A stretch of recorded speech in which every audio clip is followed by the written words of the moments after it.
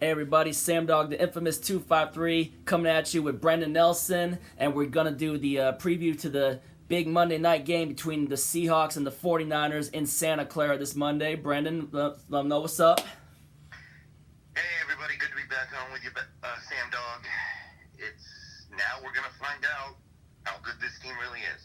This is the week we're going to have to do it, man. And the defense has been the biggest question mark to me, though, obviously. I mean, the secondary's definitely got to do a lot better than what they did last week when Mike Evans and Godwin and Perriman were shredding us last week. I mean, I'm grateful we won the game, but it's still irritating. It still is very irritating, seeing how bad the secondary's been playing, though. So, I mean, you and me have both been pointing that out on both our videos these past few weeks about the defensive struggles, but obviously the offense is thriving still too. But first key that I want to point out, and it's been noted throughout the times that we've been playing, that I've seen the 49ers been playing, is that whenever teams have forced turnovers or 3 and outs, they fail to capitalize on it. Arizona, they found some chinks in the armor on that defense. I mean, they made it a 3-point game, but obviously the defense couldn't close it. And plus, it was a Cliff Kingsbury mistake on that 4th and goal where they had him stop, but then gave him another opportunity for a touchdown. So a thing is, when you got to capitalize when the team makes mistakes. And when other teams have gotten turnovers, obviously, like Pittsburgh forced 5 turnovers and they couldn't cash in, and James Conner fumbled it, right? Yeah, that sounds about right. Yeah, the key for this one is if you make Frisco make mistakes, you have to cash in 6s, not just field goals and that. Turnovers and 3 and outs. If you force them, you have to turn those into 6s against that 49ers team. Yeah, in pretty much every game so far this year, the Arizona game was kind of an exception, but in every game this year, Garoppolo has made 1, maybe 2 really bad throws that have taken points off the board for his team, and in some cases put points on the board for the other team.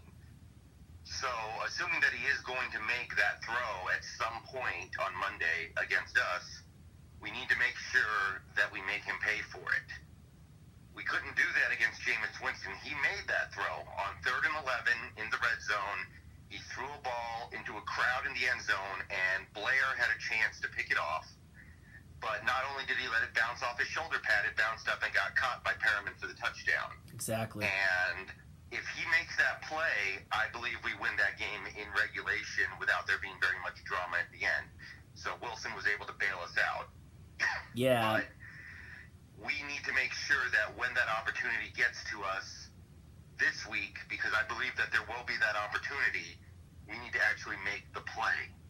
And just like Winston is prone to making turnovers, Garoppolo has proven that he's going to turn it over a few times. So I think that's the number 1 key for this game. When he makes that bad throw, we can't just let the opportunity go. We have to pick it off, and we have to make points off of it. If we do that, I'll feel really good about our chances to win this game. But if we don't, I can't see us doing it. The same with 3 and outs too. But yeah, if we don't do that, if we get shredded the same way, if we get down early, it's going to be a long night. It's going to be a long night for our team as a whole. And plus, obviously, we got to protect Russell Wilson, give him time to throw that ball with pass rushers like Nick Bosa, D. Ford, Eric Armstead, and of course, DeForest Buckner. They have a nice pass rush, that's for sure. Nick Bosa is clearly going to win Defensive Rookie of the Year. He's been one of the better defensive players in the whole league, actually. No doubt. But I actually think the offensive line is played pretty good against Tampa Bay. They got a couple sacks on Wilson, but for the most part, he had the opportunities to make plays down the field, and he capitalized on them. Even Affetti has actually been playing pretty decent the last few weeks, which is a big step up from where he was even a month ago when he was just getting ragdolled. So we should have the opportunity to test that secondary, which hasn't really been tested very much this year. I mean, their pass defense certainly ranks as one of the best in the league right now, but that secondary might be a little bit exploitable for us. The 49ers have not played a single quarterback this year who you would even call above average. The best quarterbacks they played this year really might be Kyler Murray and Jameis Winston and guys like that. They've had a lot of games against, whoever the Red Redskins had a quarterback. It might have been Colt McCoy. They played Mason Rudolph. They've played Baker Mayfield. Yeah. Wilson is head and shoulders far away the best quarterback they've had to play this year. And if he can actually test that secondary, we can find out how good they really are. So as long as the offensive line holds up, I think we can do some damage on that secondary. But, I mean, you know, the first part has to hold up for the second part to matter at all. Yeah, and like I mentioned before with Frisco, they've shown signs of weakness. Teams have found chinks in the armor but have not really been able to crack it. This is the week where we have to crack the chinks. We have to crack the chinks that Arizona exploited, that Pittsburgh exploited, even though they choked at the end with that fumble from James Conner. It's a matter of cracking that chink, and obviously we got to have the receivers making big plays. We got to have a big day from Metcalf and Tyler Lockett, and we got Josh Gordon debuting out there too. So the question is, was the Josh Gordon move to counteract the move that they made earlier to get Emmanuel Sanders from Denver is another question too. And then also, defense other than that, pass rush needs to get pressure and hit freaking Jimmy Garoppolo. And we know the 49ers are getting some key players back, like Kyle Juszczyk, their fullback. So they're going to try to run the ball with Breida and Coleman. It's just a matter of we just need to be able to hit them in the backfield too. And another question is, will Quandre Diggs finally make his debut from the hamstring issue that he had when we traded for him? You know, we just got a lot of questions need to be answered, and we just got to, and this is another key. Pressure, hit Garoppolo, shut down the run game, and obviously we got to shut down Emmanuel Sanders, and of course former Husky Dante Pettis, and then of course the Goodwin, which was another one of the receivers, and of course former Eastern Washington Eagle Kendrick Bourne. Yeah, I mean, there is definitely a lot to unpack there. The good news is the 49ers do not have wide receivers like the Buccaneers and the Falcons. Those two teams got us good through the air, but those teams have some of the best receivers in football. The Falcons have, in my opinion, the best receiver in football, and the Buccaneers have somebody who I think is in the top five. The 49ers can't quite do that. You know, Emmanuel Sanders is good. Debo has been up and down his rookie year. Yeah. I mean, the one 49ers fan who I'm kind of friends with, he constantly complains about Debo's drops and Debo's bad routes. So it's been up and down for him. But they don't have the receivers that can destroy our defensive backs like Atlanta and Tampa Bay did. Mm-hmm. But it's not going to matter very much if we can't get a little bit to Garoppolo. And the good news is we're getting Quentin Jefferson back this week. Yeah, you saw when I was talking to Jefferson, I was saying that we were going to need him in this game. If you watch my player interactions video, I was talking to Jefferson, finding out if he was going to be back next week, and he said he should be ready for next week. I told him we were going to need him big time for this game too. And you're not the only one with some friends who are 49er fans too. I mean, I've grown up with a few of them, just saying. But yeah, I had to point that out. You know what I'm saying? Yeah. But yeah. The only two guys so far this year that have had any consistency getting to the quarterback on this team are Clowney and Jefferson. Those two guys have been creating some disruption in the backfield. Other than that, we're not getting much. So luckily we're going to have both those guys. But that 49ers offensive line is good. I know it's better against the run than the pass, but it is a good offensive line. That could be a problem for us. But my main interest, one of my interests in this game is to see our run defense against their run offense, because we supposedly have a good run defense. We still have good linebackers. Clowney is great against the run. Puna has been great against the run. Yeah. And against most teams, we've stopped the run. The only team that was able to run the ball on us consistency was Baltimore. And Baltimore, their run offense is just different from every other team's because of their talent set. And that run offense killed the Patriots back on Sunday Night Football. Yeah, so there's not necessarily any shame in that. But the 49ers have a very good rushing attack, and they do it schematically as well as with talent. Like they gave a bunch of money to Tevin Coleman this offseason, and he doesn't even look like he's one of their best running backs. They're running it with a whole bunch of different guys, and it seems effective no matter who they put out there, because schematically they're just finding weaknesses and winning.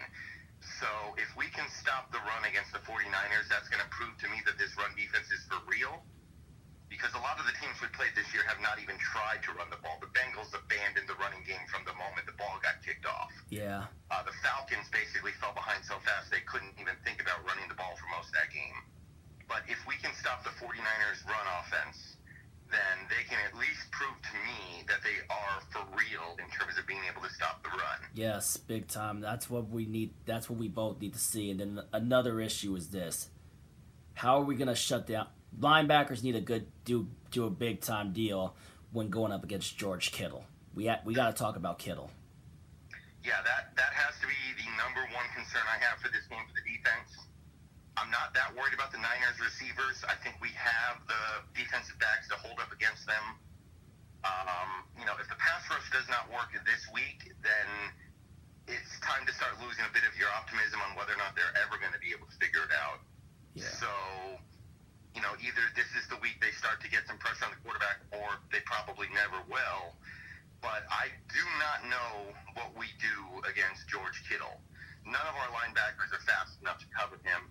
And if we try to put them in situations where they have to cover him, bad things are going to happen. Yeah. So, you might have to put a safety on him or maybe even a cornerback on him and hope they can win that battle with their speed. Blair. And maybe you can bring, McDougald up and have him covering a lot because he's been really good in coverage so far this year. His coverage numbers are great.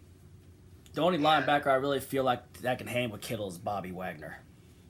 Yeah, Bobby is not as fast as he used to be, not as good in coverage as he used to be. He could still be okay. KJ has proven several times this year that other teams feel like they can target him in coverage when they need a big play. And, the Rams did that when they were driving to kick what would have been the game-winning field goal. They just went to the guy KJ was covering over and over on that final drive, and KJ's just not fast enough anymore to keep up. Yeah, KJ can do some things well still. He is still a good player, but he's not fast enough to keep up with some of these guys. So I can tell you right now it's going to be a very long day if we try to use linebackers to cover George Kittle. Yeah. Question is what are we ever going to use some of the other linebackers that we drafted, like Cody Barton and Ben Burr-Kirven? I think that the answer for now needs to be that we let them simmer on the bench for this rookie year. The thing is, for the most part, when you put rookies out there on defense, they make a lot of mistakes as rookies. There are exceptions. Like, so far, Marquise Blair, in my opinion, has made minimal mistakes. Marquise Blair, yep. Yeah, Blair, mostly because maybe he missed the first half of the season while he was learning. Yeah. That might have been part of it.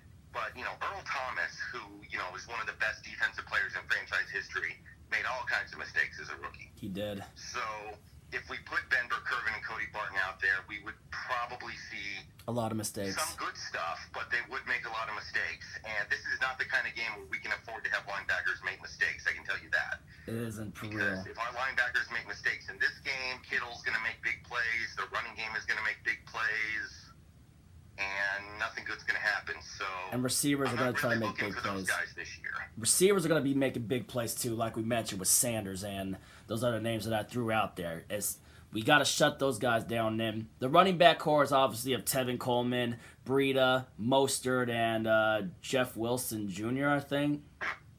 Yeah, they have a lot of guys, and they all have proven to be somewhat successful. In fact, against the Cardinals on Thursday night, you might argue that Coleman, who was supposed to be their best running back, was one of their worst players. He had a drop on what would have been an 80-yard screen pass touchdown. I think he had a fumble.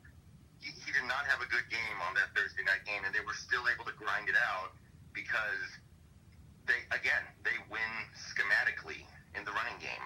And it really seems like it doesn't matter who they put out there, they can still win those battles. So, to me, the real question is, and I say this every week, and I know that it seems simple to say, but it usually is the case. The key will be to get pressure on Garoppolo, because I said this in a previous video on my channel. If you get a stop on first down in the running game, and then they run the ball on second down and get a stop, you still have to get off the field. Exactly, and we were struggling with that last week. Get off the field on 3rd and 8. I've been saying that for a while. It's like during the game, I was like, get off the field. Like, we got to get off the field. So that way, because the defense has been gassed, and the only thing saving us has been the offense so far. But another problem we have is our freaking kicker. Myers missed 3 kicks, including the PAT and what would have been the game-winning kick at the end of regulation. It's like, I mean, how many more years are we going to go with the kicker woes? How many more years are we going to have kicker woes? The unfortunate reality is there is a very low amount of kicker talent in the NFL right now. There are maybe only 10 to 12 really reliable kickers in the league right now. You know, you have your Justin Tuckers, you have your Will Lutz on the Saints, I think his name is. Will Lutz, yep. You have some guys who are consistently good, but most teams are having the same problems that we have. You know, Tampa Bay lost one of their games earlier this year because their kicker missed a 30-yard field goal with no time left. And then also he missed a kick at the end of the first half, which was huge for us. Yeah, and, you know, you can go around the league. I mean, look at, you know, we played the Falcons last week, and their kicker missed 2 field goals that he's been making his whole career. Vinatieri has blown 2 games for the Colts by missing 2 kicks now. Yeah. The Titans lost the game to the Bills because their kicker missed 4 field goals. Cody Parkey. There's just not a lot of talent at kicker right now, and it's getting to the point where I'm wondering if the NFL might, in the next couple years, start finding ways to change the rules and change the game in a way to make it so kickers are not such a big part of the game. So for now, we just kind of all have to live with it. It's unfortunate, but there's nobody out there you can go get. If we were to cut or release Jason Myers right now, there would be no one to go get. Yeah, you'd be stuck with Blair Walsh and Sebastian Janikowski, and we've already been on that carousel. Yeah. So you just got to go with it, and the answer is play in a way that deprioritizes the kicker. Like scoring touchdowns. On the last drive of the fourth quarter last week, we played for a field goal when there was an opportunity to either get inside the 10-yard line, so it's a chip shot, or score a touchdown. We just decided, no, we're good kicking this 40-yard field goal. We can't think like that. No, we have to be thinking in ways of, let's always go for the end zone whenever there's an opportunity. We can't play for a field goal. Play for a touchdown. We've been scoring so many touchdowns this year in the red zone. It's like, you know, I mean, we haven't really had to use the kicker, but you got to make your PATs too. And then also another thing, speaking of the kicker, Frisco's kicker is dealing with some pain as well. And there might be a chance that Robbie Gould, who's been one of the other reliable kickers in the league, doesn't play this Monday night as well. Yeah, although I will say Gould has not been good this year. He missed 3 field goals against the Browns on Monday night a few weeks ago. He did. He's one thing going on with the 49ers is they've had issues at long snapper, and Gould has been unhappy with the state of their long snapper, and that's apparently been disrupting him. So there might be something structural wrong with their kicking game, but yeah, that is certainly a big deal. The 49ers offense is not a high-powered machine. They are certainly a team that depends on their ability to kick field goals every now and then. So if they end up having to use some guy they just signed off the waiver wire this week, that's definitely a big deal. And also, we're playing in a stadium that is pretty well known for not being a high-quality field. Yeah, it's Levi Stadium. It's been known as a place where footing is not great. The people are sliding around sometimes. It's not a very good field. Yeah. So to me, that could absolutely be something that cost them a few points throughout the course of this game. Yeah, but we got to be sure it doesn't cost us. I mean, playing on Kentucky bluegrass is no joke, man. Yeah, I'm not. I do not like playing on that field. I mean, you know, I also hate playing on like FedEx Field and in Chicago. There are just certain fields that I don't want anything to do in terms of playing on, and we have to play on that stadium at least once every year now going forward. So hopefully one day they do something about it, but I'm not exactly counting on it. Yeah, FedEx is the worst though. It's going to be an interesting game. Yeah, but FedEx Field is the worst though. Let's be real with that. Yeah, FedEx Field is absolutely the Even worst. that soccer stadium the Chargers are playing in has not had good turf either. Yeah, that's another one, but they're going to be out of there pretty soon, I think. Yeah, because they got to pay rent to Kroenke and share the Inglewood Stadium. Yeah. But other than that, do you think we basically got out our keys? I think that's really about it. I mean, I'm going to keep saying it until it stops being true, but pressure the quarterback. Pressure on the quarterback, and we need to prevent pressure on Wilson. And look, we have the best player in this game. If you were to line up all 106 players on both rosters and say who's the best, it would be Wilson, and it wouldn't be all that close. So if we can make the game about that, if we can make the game about Russell Wilson, then we can win. But we can't make the game about the role players and the depth, because the 49ers just have us beat there. They do. They just do. They've got a great amount of depth on that front line, although they did lose Quan Alexander this week, and he was a linebacker who has actually been playing very well for them. That was huge. So, yeah, so that might help spring our running game a little bit, which I didn't talk about very much, but Arizona ran the ball on them. I don't know if we're going to be able to run the ball on the 49ers, really. That's tough. Yeah, I'm really counting on Wilson. I can't believe Arizona was able to run it as well as they did against them with Kenyon Drake. Yeah, again, I mean, Arizona's a team that has things in their run game that no other team except Baltimore can have, because their quarterback runs this 4.2 40, and it's just such a threat. Like, I know Wilson can run the ball, but he is not a 4.2 Michael Vick type runner at all. So I don't know what our run game is going to be able to do. I'm really counting on Wilson to have a big game and make sure the running game doesn't become a limiting factor. Yeah. And yeah, I think that's basically all the things you can touch on for this game. It's going to be tough, but it's going to be fun, and by the end, we're going to know a lot more about where this team is. Yeah, and other than that, though, I just sent a message to DK Metcalf telling him I want to see him score 3 touchdowns in this game. I would love to see a 3-touchdown game from DK Metcalf. Yeah, absolutely.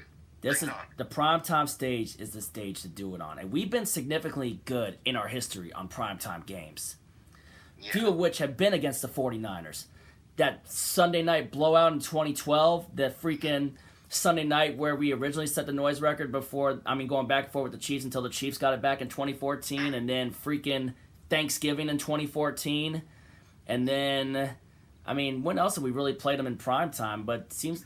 In 2013, we beat them 29-3. Exactly. On primetime. Marshawn Lynch had 3 touchdowns. That was the game that got delayed for an hour with the lightning storm. I was there. Yep. Yeah. So, yeah, we have played them in primetime a few times, and we have had good luck there, but a lot of those games have been in Seattle, so let's see what we can do on the road. And then the one primetime game we beat them in Levi Stadium was Thanksgiving. Right. That was another one. Where we ate turkey on their 50-yard line. Mm-hmm. A memory that I'll always cherish. I'm happy the rivalry is back, The rivalry hasn't been fun since the Niners had Jim Harbaugh as their head coach. Pete Carroll, Jim Harbaugh going against each other made that rivalry fun, and I'm happy it's getting back to being something, Yeah, absolutely. It is kind of frustrating that every year Wilson has been here, we've had another powerhouse in the division pretty much. When Wilson first started out, the 49ers were a juggernaut, and then when the 49ers fell off, they were immediately replaced by the Arizona Cardinals. And then after the Cardinals fell off, they were pretty quickly replaced by the McVay Rams. And now we've got the 49ers again. There's never a year where this division just chills out and lets the Seahawks run the show completely. But we've had was maybe 2014. But we were the juggernaut in 2013 and 2014. Yeah, that's true. But the 49ers were really, really good. In 2013, they were really good. They were right on our heels. Kaepernick. They never make it easy for us. And I think probably Pete Carroll has some appreciation for that. I think that Pete Carroll likes to be challenged at some points in the season, but me personally, I want to win this division. You better believe that if we do not win on Monday, you can kind of forget about the division title, because it's going to be too much to overcome. Exactly, man. Me and Dallas have been talking about this on a basis, too. This is a must-win game because it will have to do major significance with the division. Other than that, though, man, all I got to say, though, bring it. Yeah, let's go. Anyway, Let's get this win. Thank you guys for tuning in. Make sure to sub up Brendon Nelson's channel, and also, if you're new, to hit the sub button on my channel and hit that thumbs up button, ring the bell for notifications. You can check us both out on each of our respected channels. Brendon did a whiteboard video earlier with talking about the wide receivers. It's pretty good, and obviously we just want to get this Monday night game really bad, so bring it on. It's going to be fun, and let's just hope we can come out and get a key W on Monday Night Football. But until then, Sam Dog the Infamous 253 with Brendon Nelson. Until the next one, if you ain't with it, you ain't infamous. And as always, go Seahawks.